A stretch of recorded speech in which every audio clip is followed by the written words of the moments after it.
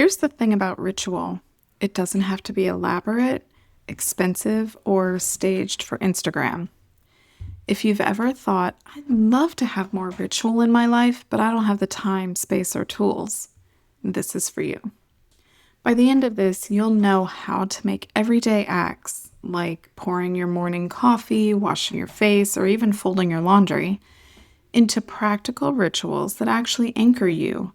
No gatekeeping, no guilt, no shopping list required.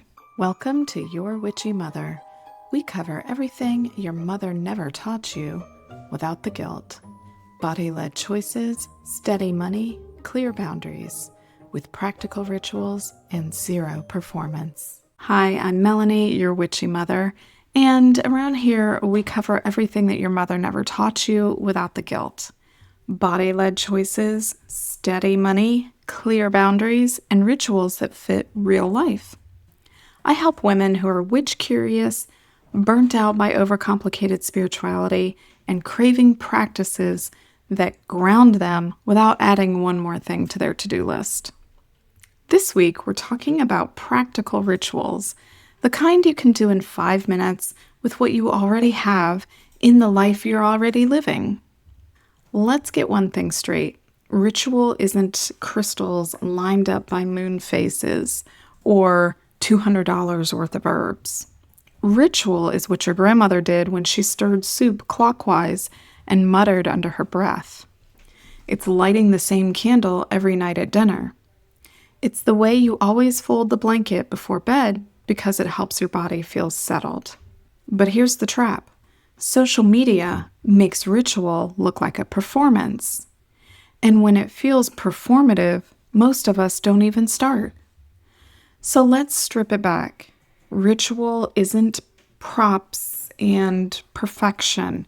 It's intention and repetition. That's it.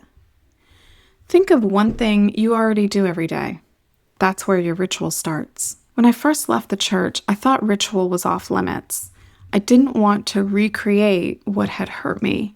So for years, I avoided it completely. But I still craved rhythm. I craved grounding. And one day, I was washing dishes, exhausted, and I whispered, "This ends with me."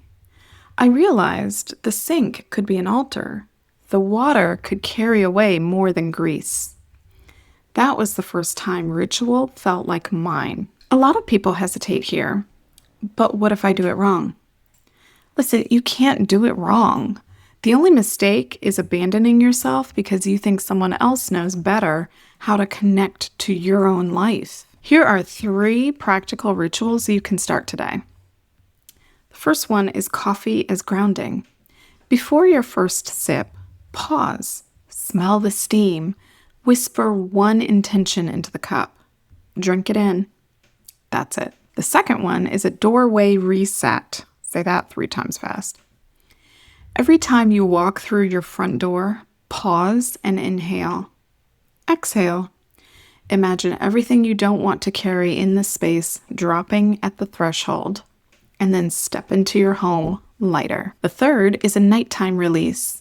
When you wash your face at night, picture the day rinsing off with the water. Name one thing you're done carrying and let it go down the drain. Here's what happens when you start treating everyday actions as ritual.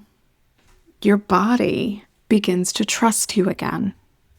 Every sip of coffee you bless with intention isn't just caffeine. It's your nervous system learning that you're present. Every time you pause at the doorway, your home learns what energy is welcome and what gets left outside. And when you rinse your face at night and let the day go with the water, your body starts to believe you won't make it carry old stories forever. Ritual isn't just about the moment. It builds memory. Your body remembers. Your house remembers. Your spirit remembers. And that's when ritual stops becoming something you do and starts being something that holds you. It's not just practical. It's medicine for the nervous system, scaffolding for your energy, and a quiet form of devotion in a world that constantly wants you scattered.